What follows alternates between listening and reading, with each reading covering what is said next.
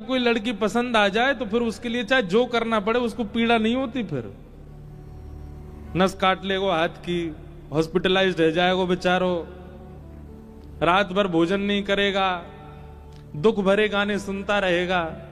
हमने भी दर्शन किए कई आशिकों के लोगों को लगता है कितनी पीड़ा में, उसको पीड़ा नहीं है, वो बहुत प्रसन्न है। ऐसे ही पड़े रहने दो, अरिजीत सिंह के गाने चलने दो भाई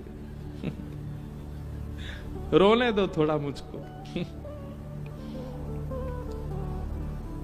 हमको लगता कितनी पीड़ा में, वो पीड़ा में नहीं है। वो अपने किसी प्रियतमा को प्राप्त करने के लिए उस मार्ग पर चल पड़ा है कि अब उसको भोजन मत दो। आप 2-2 दिन बिना भोजन के रह लेगा, भूखे ही नहीं लगी है।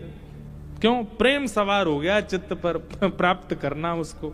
और फिर उससे ब्याह करा दो, 1-1.5 साल बाद फिर भोजन नहीं कर रहा है। क्यों नहीं कर रहा है? कहा बताऊं, अब तो ऐसा मन हो रहा है वैराग्य ले लूं, मैं विरक्त हो जाऊं अब मेरे भोजन सब रुचि मेरी उठ चुकी है।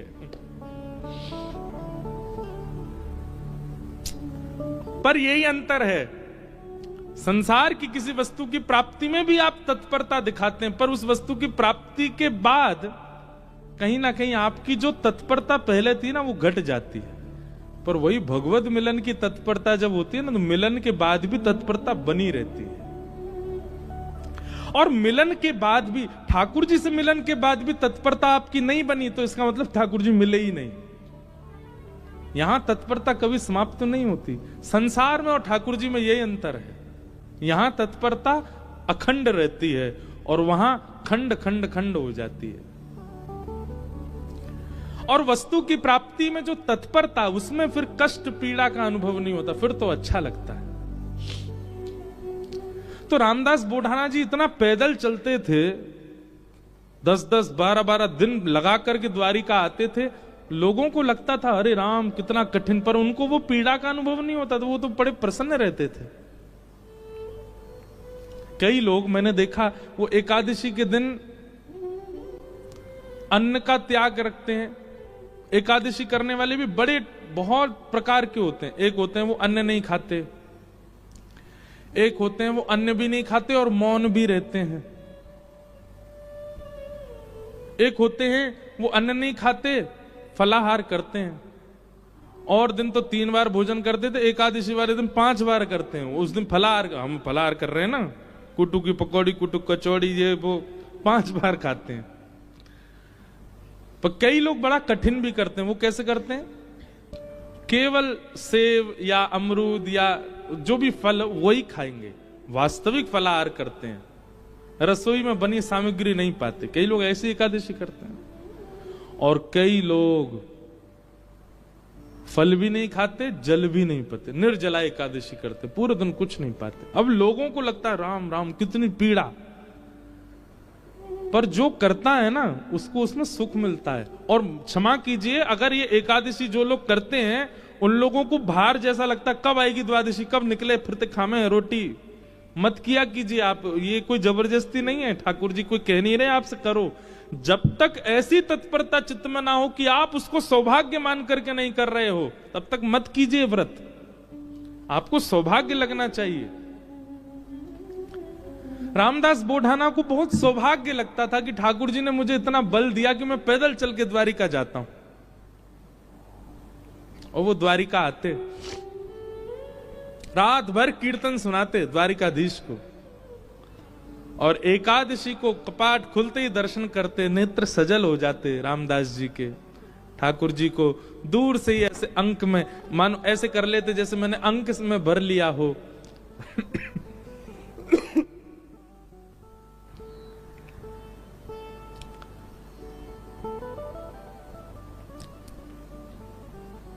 ठाकुर जी दया आ गई एक दिन, और रामदास बोढ़ाना से ठाकुर जी बात करने लगे। उनके स्वप्न में या उनके चिंतन में ठाकुर जी प्रकट हो गए और द्वारिकाधीश बोले, ए रामदास तुम इतना परिश्रम करके मत आया करो।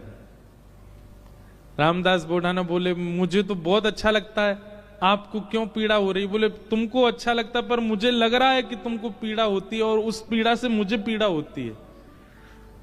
भक्त भक्ति भगवंत गुरु चतुर नाम बपु एक। जब व्यक्ति भक्ति करते करते करते करते करते करते उसकी चरम स्थिति में आ जाता है ना, तो फिर उसको मिलने वाली पीड़ा ठाकुर जी को भी अनुभव होने लगती है, उसको मिलने वाला सुख ठाकुर जी को भी अनुभव होने लगता है, उसको मिलने वाला प्रसाद ठाकुर जी पा लेते हैं। संसार में केवल कहा जाता है,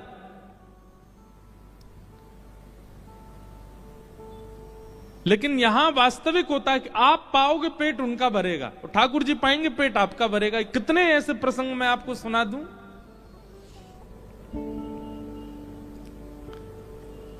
हमारे राधा कुंड में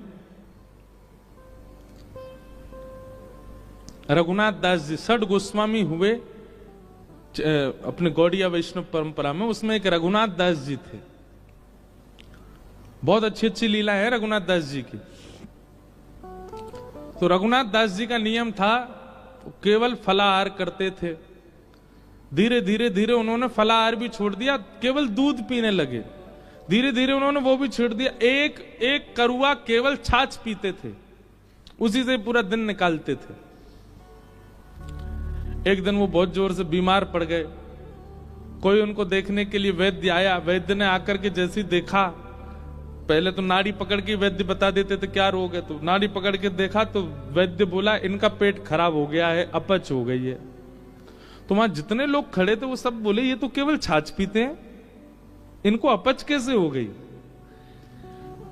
केवल छाछ पीने वाले को अपच कैसे हो सकती है? तो उस समय गोसाई श्री विठलनाथ जी, जिन्होंने श्रीनाथ जी की सेवा मतलब वल्लभाचार्य जी के पुत्र गोसाई श्री विठलनाथ जी, वो गोवर्धन में ही विराजते थे। उनको पता चली कि रघुनाथ दास जी बड़े बीमार हो गए, तो वो भी मिलने आए। मिलने तो आए, लेकिन व्यंग में आके बोले हे रघुनाथ, हमने तो सुना था कि तुम केवल छाछ पीते हो, पर वैद्य से पता चला तुमको अपच हो गई है। इसका मतलब चोरी चुपके खूब माल उड़ाते हो, खूब धुआंधार जो है मालपुआ उड़ाते हो, तभी तुमको अपच हो गई है। रघुनाथ दास जी बोले नहीं, मैं तो छाछ ही पीता हूं। बोले फिर तुमको अपच कैसे हो गई? बोले मैं तो प्रत्यक्ष रूप से छाछ पीता हूं, पर जब मैं मानसी में जाता हूं, नेत्र बंद करके चिंतन में जाता हूं, वहां प्रिया प्रियतम 56 भोग खिलाते हैं, उससे अपच हो गई मेरे को। और वो अपच प्रत्यक्ष में दिखने लगी। अब सोचो, इस बात पर पढ़े लिखे लोग विश्वास नहीं करेंगे, पर यह वास्तविकता है।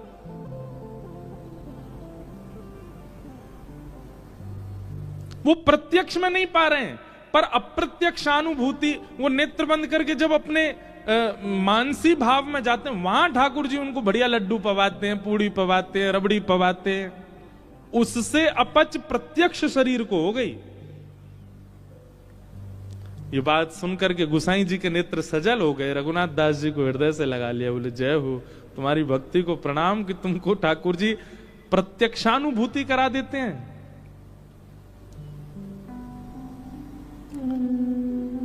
रामदास बोढ़ाना ठाकुर जी से बोले भगवान मुझे पीड़ा नहीं है, मुझे बहुत सुख मिलता है,